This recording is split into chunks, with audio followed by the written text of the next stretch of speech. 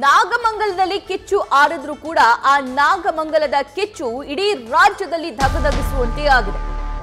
ಆದ್ರೆ ಈ ನಾಗಮಂಗಲ ಗಲಭೆಯಲ್ಲಿ ಇಲಾಖೆಗಳು ಫೇಲ್ಯೂರ್ ಆದ್ವಾ ಅನ್ನುವಂತಹ ಕಾಮನ್ ಕ್ವಶನ್ ಸದ್ಯಕ್ಕೆ ರೇಸ್ ಆಗ್ತಾ ಇದೆ.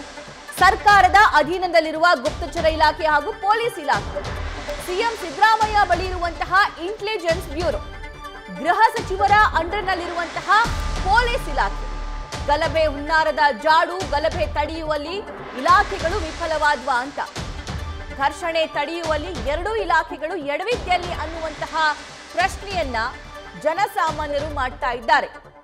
ಅಂದ್ರೆ ಅದೇ ಏರಿಯಾದಲ್ಲಿ ಸುಮಾರು 5-7 ವರ್ಷಗಳಿಂದ ಪದೇ ಪದೇ ಇಂತಹ ಘಟನೆಗಳು ಆಗ್ತಾ ಇತ್ತು. ಅಂದ್ರೆ ಇಷ್ಟು ದೊಡ್ಡ ಮಟ್ಟಕ್ಕೆ ಆ ಘಟನೆಗಳು ಆಗದೆ ಇದ್ರೂ ಕೂಡ ಸಣ್ಣ ಪುಟ್ಟ ಕೋಮು ವಿಚಾರಕ್ಕೆ ಅಲ್ಲಿ ಘಟನೆಗಳು ಆಗ್ತಾ ಇತ್ತು. ಇದೆಲ್ಲ ಗೊತ್ತಿದ್ರೂ ಕೂಡ ಗುಪ್ತಚರ ಇಲಾಖೆ ಹಾಗೂ ಪೊಲೀಸ್ ಇಲಾಖೆ ವಿಫಲ ಆಯ್ತಾ ಅಂತ ಮತ್ತಷ್ಟು ಡೀಟೇಲ್ಸ್ ನಾಗಮಂಗಲದಿಂದಲೇ ನೀಡ್ತಾರೆ ನಮ್ಮ ಮಂಡ್ಯ ಪ್ರತಿನಿಧಿ ನಂದೀಶ್.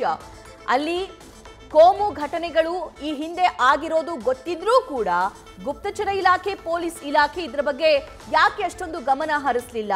ಎಡವಿದ್ದಲ್ಲಿ? ಖಂಡಿತ ಸಭಾ, ಮಂಡ್ಯದ ನಾಗಮಂಗಲ ಪಟ್ಟಣ ಈಗಾಗಲೇ ಕೋಮು ಗಲಭೆಯ ಡೊಳ್ಳೂರಿಗೆ ಒತ್ತಿ ಉರಿದಿದೆ. ಆದರೆ ಇದರಲ್ಲಿ ಪ್ರಮುಖವಾಗಿ ಕಂಡು ಬರ್ತಾ ಇರುವಂತಹ ವೈಫಲ್ಯಗಳು ಅಂತಂದ್ರೆ ಎರಡು ಇಲಾಖೆಯ ವೈಫಲ್ಯ. ಅಂದ್ರೆ ಇಲ್ಲಿ ಸಂಪೂರ್ಣವಾಗಿ ಗುಪ್ತಚರ ಇಲಾಖೆ ಹಾಗೆ ಪೊಲೀಸ್ ಇಲಾಖೆ ಫೇಲ್ಯೂರ್ ಆಗಿದೆ. ಅದರಲ್ಲೂ ಕೂಡ ಪ್ರಮುಖವಾಗಿ ಗುಪ್ತಚರ ಇಲಾಖೆ ಸಿಎಂ ಸಿದ್ದರಾಮಯ್ಯನವರ ಒಂದು ಬಳಿಯೇ ಇರುವಂಥದ್ದು, ಮತ್ತೊಂದು ಕಡೆ ಗೃಹ ಸಚಿವರ ಅಡಿಯಲ್ಲಿ ಪೊಲೀಸ್ ಇಲಾಖೆಯು ಕೂಡ ಇರುವಂಥದ್ದು. ಇದೀಗ ಎರಡೂ ಇಲಾಖೆಯು ಕೂಡ ಸಂಪೂರ್ಣವಾಗಿ ವಿಫಲ ಆಗಿದೆ. ಯಾಕೆಂದ್ರೆ ಈ ಒಂದು ಕೋಮು ಗಲಭೆ ಸೃಷ್ಟಿಯಾಗಿರುವುದು ಕೇವಲ ಎಲ್ಲೋ ಆಕಸ್ಮಿಕ ಅಲ್ಲ, ಇದೆಲ್ಲವೂ ಕೂಡ ಪೂರ್ವ ನಿಯೋಜಿತ, ಎಲ್ಲ ಕೂಡ ಪ್ರೀ ಪ್ಲಾನ್ಡ್ ಆಗೇ ಮಾಡಿರುವಂಥದ್ದು. ಆ ನಿಟ್ಟಿನಲ್ಲಿ ಅದನ್ನ ಕಂಡು ಹಿಡಿಯುವುದರಲ್ಲಿ ಗುಪ್ತಚರ ಇಲಾಖೆಯು ಕೂಡ ಎಡವಿದೆ ಅಂತಾನೆ ಹೇಳ್ಬೋದು. ಅಂದ್ರೆ ಗುಪ್ತಚರ ಇಲಾಖೆ ಮೊದಲೇ ಈ ಕುರಿತು ಎಲ್ಲಾ ಮಾಹಿತಿಗಳನ್ನ ಒಂದು ಪೊಲೀಸ್ ಇಲಾಖೆಗೂ ಕೂಡ ಕೊಡಬೇಕು ಮತ್ತು ಗುಪ್ತಚರ ಇಲಾಖೆಯ ಮುಖ್ಯಸ್ಥರಿಗೂ ಕೂಡ ಕೊಡಬೇಕು.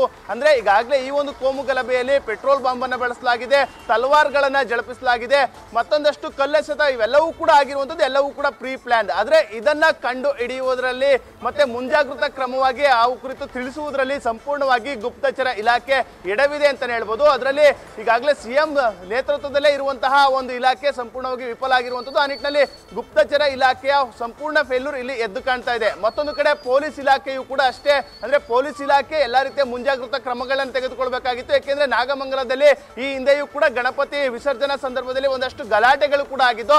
ಇಷ್ಟೆಲ್ಲ ಆದ್ರೂ ಕೂಡ ಪೊಲೀಸ್ ಇಲಾಖೆ ಎಚ್ಚರಿಕೆಯನ್ನು ವಹಿಸಲಿಲ್ಲ. ಸಂಪೂರ್ಣವಾಗಿ ಇಲ್ಲಿ ಪೊಲೀಸ್ ಸಿಬ್ಬಂದಿಗಳನ್ನ ನಿಯೋಜಿಸಿ ಅದನ್ನ ಕಂಟ್ರೋಲ್ ತರುವುದರಲ್ಲೂ ಕೂಡ ವಿಫಲವಾಗಿದೆ.